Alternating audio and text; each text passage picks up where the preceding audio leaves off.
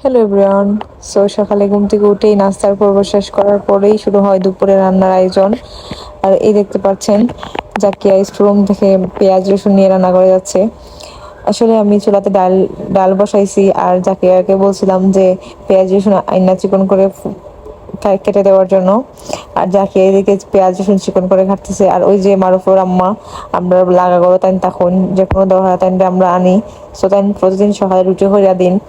আর যায় না আলু ভাজি পাইছি, এদিকে আবার হুটকি শিরা আনছি। জাকিয়া হলো জাকিয়া গরম লাগছে, সো আমি ফ্রিজ থেকে দই বার করে দিয়েছি। জাকিয়া দই খাইলো আর হলো জাফা খুব মজা লাগে। আর ভিডিও ক্যামেরা অন দেখিয়া জাকিয়া খুব বেশি হাসেন। সো জাকিয়া একটা ইনোসেন্ট মাইয়া, জাকিয়ার লাগে সবাই দোয়া করবা যেন জাকিয়ার আল্লাহ নেক হায়াত দান করুন। আর সবসময় জাকিয়া বালা থাকে।